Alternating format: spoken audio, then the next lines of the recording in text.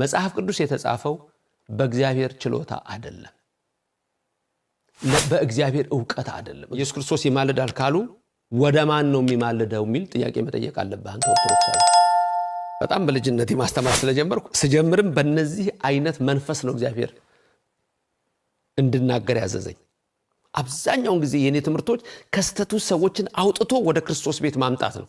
መጽሐፍ ቅዱስ በመጀመሪያ የእግዚአብሔር ቃል ነው። መጽሐፍ ቅዱስ ላይ ያሉት እግዚአብሔር ያደረጋቸው ታምራቶች፣ የእግዚአብሔር ቃላቶች፣ የእግዚአብሔር ትእዛዞች፣ የእግዚአብሔር ሕግጋቶች የተጻፉበት ነው እንጂ ማንኛውም ሰው ተነስቶ ሐሳቡን መጽሐፍ ቅዱስ ላይ አላሰፈረው። ጸሐፊዎች ግን ሰዎች ናቸው። በመጀመሪያ ወደ ማን ነው የሚያማልደው ሲል እኛ ደግሞ እንጠይቃለን። ኢየሱስ ክርስቶስ በምድር ላይ ሆኖ ሳለ ወደ ማን ነበር ሲጸልይ የነበረው በላችሁ እናንተም መልሳችሁ እንድትጠይቁ። ኢየሱስ ክርስቶስ ያማልዳል ስንል ምን ማለት ነው? በኦርቶዶክስ ቤትም ሆነው አንዳንዴ አመጽ ነው፣ መቀበል አይፈልጉትም። እያወቁ መቀበል አይፈልጉትም። አንዳንዶቹ ደግሞ ሳያውቁ ሳይገባቸው ቀርተው ነው።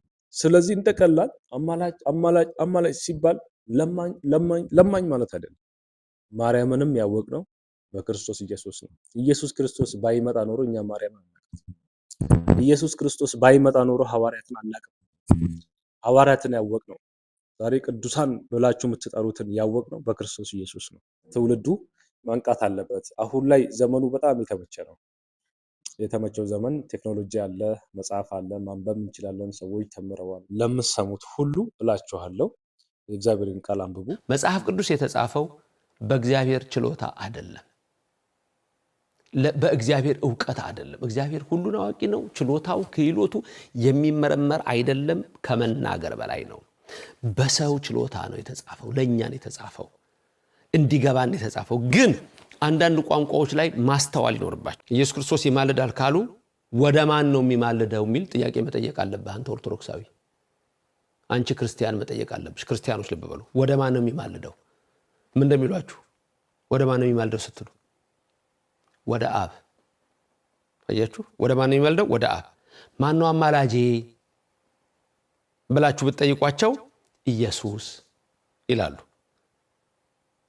ታዲያ የሚገርመው ግን ነገር ልንገራችሁ። ሁሉ ጊዜ በጣም ጥንት ጀምሬ የምነግራችሁ ነገር አለ። ከድሮ ጀምሮ አንዳንዶቻችሁ ደግሞ ሳትወለዱ ጀምሮ በጣም በልጅነቴ ማስተማር ስለጀመርኩ ስጀምርም በእነዚህ አይነት መንፈስ ነው እግዚአብሔር እንድናገር ያዘዘኝ። ከምንፍቅና ውስጥ ለማውጣት ነው። አብዛኛውን ጊዜ የኔ ትምህርቶች ከስተቱ ሰዎችን አውጥቶ ወደ ክርስቶስ ቤት ማምጣት ነው። ሌላ ነገር የለውም።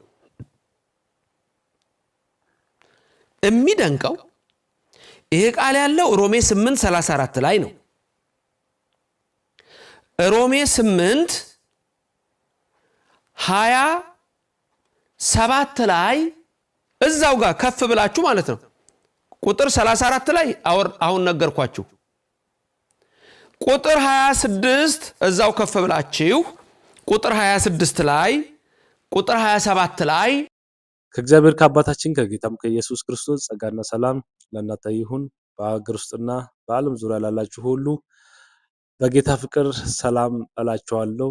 እንግዲህ አሁን ለተነሳው ጥያቄ አጥጋቢ መልስ እንሰጣለን። እስከ መጨረሻው ድረስ ቆይታችሁን ከኔ ጋር እንድታደርጉት በጌታ ፍቅር ጋብዣችኋለሁ። የመጀመሪያ መጽሐፍ ቅዱስ በሰው ችሎታ ነው የተጻፈው፣ በእግዚአብሔር ዕውቀት አይደለም ይለናል። መጽሐፍ ቅዱስ በመጀመሪያ የእግዚአብሔር ቃል ነው። ስለዚህ የእግዚአብሔር ቃል ከሆነ ሰዎች ይጻፉት እንጂ በእግዚአብሔር ዕውቀትና ሐሳብ ነው የተጻፈው ማለት ነው። መጽሐፍ ቅዱስ ላይ ያሉት እግዚአብሔር ያደረጋቸው ታምራቶች፣ የእግዚአብሔር ቃላቶች፣ የእግዚአብሔር ትእዛዞች፣ የእግዚአብሔር ሕግጋቶች የተጻፉበት ነው እንጂ ማንኛውም ሰው ተነስቶ ሐሳቡን መጽሐፍ ቅዱስ ላይ አላሰፈረም። ስለዚህ በአጭር ቃል መጽሐፍ ቅዱስ በእግዚአብሔር ሐሳብ፣ በእግዚአብሔር ዕውቀት ችሎታ ነው የተጻፈው። ጸሐፊዎች ግን ሰዎች ናቸው። ጸሐፊዎች ግን ሰዎች ናቸው። አሁን ይሄ ነገር ለምን ተነሳ? መጽሐፍ ቅዱስ ላይ ያለውን ቃል ከመቀበል ይልቅ ተራ ነገር ፈጥሮ ለመካድ የተደረገ ነገር ነው።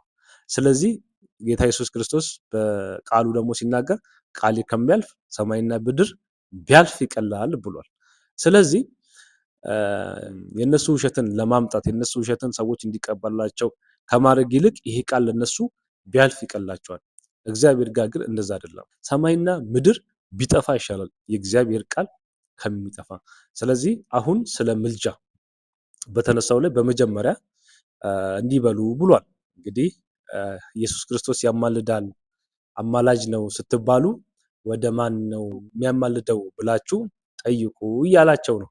እኔ ግን ጥያቄን በጥያቄ መጀመሪያ መልስና ከዛ በኋላ ወደ መጽሐፍ ቅዱስ ቃል ይሄዳለሁ። በመጀመሪያ ወደ ማን ነው የሚያማልደው ሲል እኛ ደግሞ እንጠይቃለን። ኢየሱስ ክርስቶስ በምድር ላይ ሆኖ ሳለ ወደ ማን ነበር ሲጸልይ የነበረው በላችሁ እናንተም መልሳችሁ እንድትጠይቁ ህዝበ ፕሮቴስታንትን እኔም መልእክት አስተላልፋለሁ። ወደ ቀጣይ ክፍሌ ሲሄድ ኢየሱስ ክርስቶስ አማላጅ ነው። አማላጅነቱን ደግሞ መጽሐፍ ቅዱስ ብዙ ክፍል ላይ ተጽፏል። ኢየሱስ ክርስቶስ ያማልዳል ስንል ምን ማለት ነው? ስለዚህ አሁን ማማለድ ማለት መለመን ሳይሆን ማስታረቅ ማለት ነው። ሁለት የተጣሉ አካላትን መሃል ገብቶ አስታራቂ እንደማለት ነው አማላጅ ማለት። ስለዚህ ለዚህም ደግሞ የመጀመሪያ ማስረጃዬ ሮሜ 5:10 ላይ እንደዚህ ይላል፣ ጠላቶች ሳለን ከእግዚአብሔር ጋር በልጁ ከታረቀን ይልቁንም ከታረቀን በኋላ በሕይወቱ እንድናለን ይላል። ስለዚህ ሰውና እግዚአብሔር ተጣልቷል። ይሄን ደግሞ የተጣላበትን በዘፍጥረት ማየት እንችላለን። አዳም አትብላ የተባለውን በላ፣ ከእግዚአብሔር እቅፍ ወጣ፣ እግዚአብሔርና ሰው ተጣላ። ክርስቶስ እስኪመጣ ድረስ ሰውና እግዚአብሔር ተጣልቶ ነበር። ክርስቶስ መጣ፣ መሃላችን ገባና አስታረቀን። ስለዚህ ሐዋርያ ቅዱስ ጳውሎስም የተናገረው በሮሜ 5:10 ላይ ጠላቶች ሳለን ጠላቶች ነበር፣ በልጁ በኢየሱስ ክርስቶስ በኩል ታርቀናል እያለን ነው። እንደዚሁም ደግሞ ዕብራውያን 7:23 ላይ እነርሱ እንዳይኖሩ ሞት ስለከለከላቸው ይላል። ካህናትም የሆኑት ብዙ ናቸው ይላል። እርሱ ግን ዘላለም ስለሚኖር የማይለወጥ ክህነት አለው፣ ለእነርሱ ሊያማልድም ዘውትር በሕይወት ይኖራልና አለ። እዚህ ጋር ደግሞ ዕብራውያን ጻፊ ሲናገር በብሉይ ኪዳን አስታራቂዎች ነበሩ፣ ሊቀ ካህናቶች ነበሩ። እነዚህ ሊቀ ካህናቶች ህዝቡን በዓመት አንዴ ህዝብንና እግዚአብሔርን የኮርማዎችና የፍየሎችን ደም በማምጣት ያስታርቁ ነበር።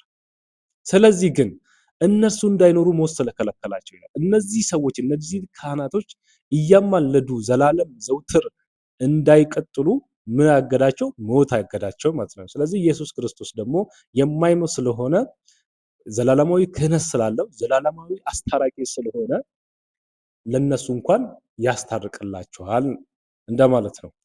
ስለዚህ ኢየሱስ ክርስቶስ አማላጅ ነው ሲለው በብዙ ማስረጃ ነው አማላጅ ነው እያለው ያለው ማለት ነው። እንደዚሁም ደግሞ ኤፌሶን 2:14 እርሱ ሰላማችን ነውና ሁለቱን ያዋሃደ በአዋጅ የተናገሩትንም የትእዛዛትን ሕግ ሽሮ በመካከል ያለውን የጥል ግድግዳ በስጋው ያፈረሰ ይላል። ስለዚህ ሁለት የተጣሉ ሰዎች ጠል ማለት ጠብ ማለት ነው። ስለዚህ እግዚአብሔርና ሰው ተጣልቷል፣ ጠበኛ ነው። ስለዚህ በመካከል ገባና ጠብን አፈረሰው ማለት ነው። ስለዚህ ሁለቱን ምን አደረገው? አስታረቃቸው ማለት ነው። እንደዚሁም ቁጥር 16 ላይ ምን ይላል? ጥልንም በመስቀሉ ገሎ በእርሱ ሁለታቸውን በአንድ አካል ከእግዚአብሔር ጋር ያስታርቅ ዘንድ ነው አለ። በአንድ አካል ያስታርቅ ዘንድ ነው። ጠበኞች የሆኑትን መሃላቸውን ጠብ ያለውን እሱን ምን አደረገ? በስጋው አፈረሰ ማለት ነው። ስለዚህ አንድ የተጣላ ሰው በሆነ አካል ሲታረቅ ያ መሃላቸው ያለው ጠብ ይሄዳል ማለት ነው። እንደዚሁም ደግሞ እዛው ኤፌሶን 2 ላይ ቁጥር 18 ላይ ይላል በእርሱ ሁላችንም በአንድ መንፈስ ወደ አብ መግባት አለንና። ስለዚህ ሰውና እግዚአብሔር አብ ተጣላ፣ እግዚአብሔር ወልድ ደግሞ አስታረቀን። ካስታረቀን በኋላ ወደ አብ መድረስ ቻልን ማለት ነው። ስለዚህ ኢየሱስ ክርስቶስ አማላጃችን ነው ስንል አስታራቂያችን ነው ማለት ነው። ስለዚህ አንዳንድ ሰዎች ማይገባቸው ሰዎች አሉ። በኦርቶዶክስ ቤትም ሆነው አንዳንዴ አመጽ ነው መቀበል አይፈልጉትም፣ እያወቁ መቀበል አይፈልጉትም። አንዳንዶቹ ደግሞ ሳያውቁ ሳይገባቸው ቀርተው ነው። ስለዚህ ኢየሱስ ክርስቶስ አማላጅ ነው ስንል ለማኝ እያልን አይደለም፣ አስታራቂ ነው። የማስታረቅ ደግሞ ዋጋ ከባድ ነው፣ ትንሽ ነገር አይደለም።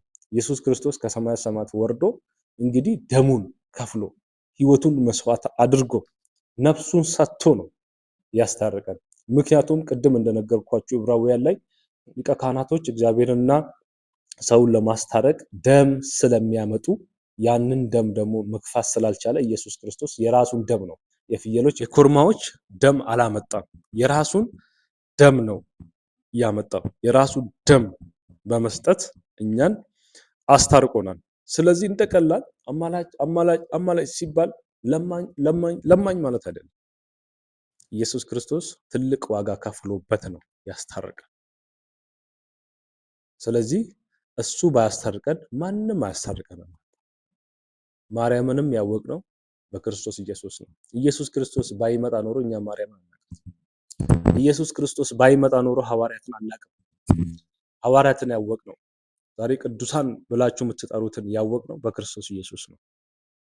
ስለዚህ ኢየሱስ ክርስቶስ የማይለወጥ ክህነት ስላለው የዘላለም አስታራቂ ነው። ደሙ ያስታርቀናል። አንደኛ ጢሞቴዎስ ምዕራፍ 2 ቁጥር 5 ላይ አንድ እግዚአብሔር አለና በእግዚአብሔርና በሰው መካከል ያለው መካከለኛ ደግሞ አንድ አለ፣ እርሱም ሰው የሆነ ክርስቶስ ኢየሱስ ነው። ራሱንም ለሁሉ ቤዛ ሰጠ፣ ይህም በገዛ ዘመኑ ምስክርነቱ ነበረ ይላል። እግዚአብሔር አለ፣ ሰው አለ፣ ሌላ መካከለኛ አለ። ያ መካከለኛ የሆነው ማን ነው? መጀመሪያ እግዚአብሔርና ሰው ተጣልቷል ብለናል። እግዚአብሔርና ሰው ከተጣላ መካከለኛ ደግሞ ያለው ኢየሱስ ክርስቶስ ነው። ምን ሊያደርግ መካከለኛ መጣ? አንዳንድ ጊዜ እኮ የኦርቶዶክስ ቤተክርስቲያን የሚገርሙኝ ኢየሱስ ክርስቶስ ፍጹም ሰውን ፍጹም አምላክ ነው ብለው ያስተምራሉ። ተዋሃደ፣ ስጋን ተዋህዷል ብለው ይናገራል። የተዋሃደው አምላክ የሆነው ሰው ሆነ፣ ስለዚህ ሰውም ነው አምላክም ነው እያሉን ነው። እዚህ ጋር ደግሞ ሐዋርያ ቅዱስ ጳውሎስ ደግሞ ሲናገር በጢሞቴዎስ ላይ በእግዚአብሔርና በሰው መካከል አንድ አለ መካከለኛ ብሏል። ኢየሱስ ክርስቶስ ነው አንዱ መካከለኛ። ምክንያቱም ሰውም ሆኗል አምላክም ነው። ሰውም ነው አምላክም ነው፣ ሰውም ነው፣ መለኮትም ነው፣ ሰውም ነው፣ ፍጹም ሰው ፍጹም አምላክ። ስለዚህ በሰውነቱ አስታረቀን። ከማን? ከመለኮት ጋር አስታረቀን። ስለዚህ በዛ በኩል ፍጹም ሰው ፍጹም አምላክ ነው ይሉናል። ተዋህዷል ይሉናል። ተዋህዶ እምነቴ ይሉናል። እዚህ ጋር ደግሞ ኢየሱስ ክርስቶስ አስታራቂ ነው ሲባሉ ደግሞ ማይወጣላቸው ሰዎች አሉ። ስለዚህ ኢየሱስ ክርስቶስ መካከለኛ ነው። ሰውና እግዚአብሔርን አስታረቀ። ያስታረቀው በስጋው ነው፣ በማንነቱ ይሄ በሰውነቱ ነው፣ በደሙ ነው ያስታረቀው። ስለዚህ ኢየሱስ ክርስቶስ ወደ ማን ነው የሚያስታርቀው ሲባል እግዚአብሔር አብና እኛን አስታርቋል ማለት ነው። እንደዚሁም ደግሞ አንድ በመጨረሻው ላይ የተናገረው ነገር አለ። በነገራችን ላይ ከልጅነቴ ጀምሮ ነው ትምህርት የጀመርኩት ብሏል ዘቤ። ወደ ምንፍቅና ያሉትን ሰዎችን ለማውጣት ነው እግዚአብሔርም ሲናገረኝ የነበረው ብሏል። እኔ አንዱም ቀን ትምህርት በእግዚአብሔር ምንጽር ሲታዩ ሲመዘኑ የእግዚአብሔር ስምን ጠርቷል ብሎ ለመጥራት ራሱ ይከብደኝ። ምክንያቱም ሁሌም ተረት ነው። በአፉ ምንድነው ያለው? እመቤታችንን እንደሚፈራ ሴጣን ክርስቶስን ራሱ የሚፈራ አይመስለኝም ማለት። እንግዲህ ይሄኛው ዕውቀቱ እዚህ ደረጃ ነው። ማርያምን ከኢየሱስ አስበልጧታል። እንግዲህ ሰውን ከአምላክ ማስበልጥ ማለት ነው። ስለዚህ ሰይጣን የተሸነፈው በማን ነው? በክርስቶስ ደም ነው። ሰይጣን ድል የተነሳው በማን ነው? በኢየሱስ ክርስቶስ ነው። አሁንም ኢየሱስ ክርስቶስ የሚለውን ስም ይፈራል።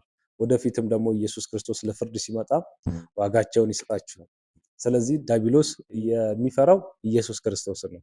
ሲፈራም የኖረው ኢየሱስ ክርስቶስን ነው እና ደግሞ ይሄን ሁሉ ሜዳ ነው በኢየሱስ ክርስቶስ ነው። ስለዚህ እንደዚህ አይነት ሰው ነው በየጊዜው ውሸት እየፈጠረ በየጊዜው ድራማ እየሰራ በየጊዜው የማይሆን ነገር የሚዘባርቀው ሰው ነው። እንግዲህ ወንጌልን ሰብካለሁ ያለ የወንጌል እንቅፋት ነው። ነገር ግን ትውልዱ መንቃት አለበት። አሁን ላይ ዘመኑ በጣም የተመቸ ነው። የተመቸው ዘመን ቴክኖሎጂ አለ፣ መጽሐፍ አለ፣ ማንበብ እንችላለን፣ ሰዎች ተምረዋል። ስለዚህ አንዳንድ ነገሮችን በራሳችን መመርመር እንችላለን። ምክንያቱም ባለማወቅ ነው ከሊ አሳስቶ ነው የሚል ከተጠያቂነት ስለማያድነን ማለት ነው።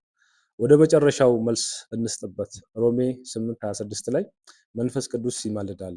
ስለዚህ ሁለቱም አማላጅ እንዴት ይሆናሉ? እዛው ላይ በነገራችን ላይ ብናስተውል ይገባናል። ሮሜ 8:26 ላይ መንፈስ ቅዱስ ራሱ በማይታወቅ ሁኔታ ይቃተትልናል፣ እንዴት እንደምንጸልይ ይማልድልናል ይላል። መንፈስ ቅዱስ በመጀመሪያ የእግዚአብሔር መንፈስ ነው፣ የመለኮት አካል ነው። ሁለተኛ የሚለው እያለ እንዴት እንደምንጸልይ በውስጣችን ነው። ኢየሱስ ክርስቶስ ምን አለ? አጽናኙን እልክላቸዋለሁ አለ። እኔ ከሄድኩ በኋላ አጽናኙ በልባችሁ ውስጥ ያከብረኛል አለ። እንዴት እንደምንጸልዩ ጸሎትን ያስተምራቸዋል ነው ያለው። ስለዚህ የመንፈስ ቅዱስ ስራ ምንድነው? በልባችን ውስጥ በውስጣችን ውስጥ ኢየሱስ ክርስቶስን ማክበድ፣ ስለ ኢየሱስ ክርስቶስ መመስከር፣ እንዴት እንደምንጸልይ ማገዝ ነው። ስለዚህ ኢየሱስ ክርስቶስ በምድር ሳለ መንፈስ ቅዱስ በላይ ነበር። ኢየሱስ ክርስቶስ ደግሞ ከምድር ሲሄድ መንፈስ ቅዱስ ደግሞ ኢየሱስ ክርስቶስን ተክቶ ይሰራል ማለት ነው። ስለዚህ የእግዚአብሔር መንፈስ እግዚአብሔር ነው፣ በውስጣችን ያግዘናል፣ ድካማችንን ያግዘናል፣ እንዴት እንደምንጸልይ ይነግረናል፣ ከክፉም ነገርም ይጠብቀናል፣ ያነጸናል። ስለዚህ ይህ አዲስ አይደለም እያለ ያለው መጽሐፉም ሐዋርያ ቅዱስ ጳውሎስም በውስጣችን ይቃተትልናል ነው፣ እንዴት እንደምንጸልይ ይነግረናል ነው፣ ያበረታታናል ነው። ስለዚህ ይሄ ግርታ የሚፈጠር አይደለም። የአማላጁ የክርስቶስ አስታራቂ የደም ነው። ምክንያቱም ሮሜ 9 መጨረሻው ላይ 20 ላይ ስታዩ ያለ ደም ስርየት የለም ይላልና፣ ስለዚህ ይህንን ይመስላል። ለምትሰሙት ሁሉ እላችኋለሁ የእግዚአብሔርን ቃል አንብቡ፣ እንደ እግዚአብሔር ቃል ተመላለሱ። ስለተከታተላችሁን ደግሞ አመሰግናለሁ። ቻናሌ ሁሌም እንደምለው እያደገልኝ አይደለም። ቻናሌን እንዲያድግልኝ ተባበሩኝ፣ ሰብስክራይብ አድርጉልኝ። ይህን ቪዲዮ ለሁሉ ሰው እንዲደርስ ሼር አድርጉልኝ። ለምትሰሙት እላችኋለሁ በዛኛው ወገን ያልሆነ ስብከቶችን ያልሆነ ትምህርቶችን ሰምቶ የሚጠፋ ወገን ካለ እንዲመለስ ይረዳዋልና ለዛም ሰው ሼር እንድታደርጉልኝ፣ በሌሎች ሚዲያ አማራጮች ደግሞ እንድትጠቀሙልኝ እላችኋለሁ። እግዚአብሔር ይባርካችሁ። የጌታችንና የመድኃኒታችን የኢየሱስ ክርስቶስ ጸጋ፣ የእግዚአብሔር አብ ፍቅር፣ የመንፈስ ቅዱስ አንድነት ከሁላችን ጋር ይሁን። አሜን።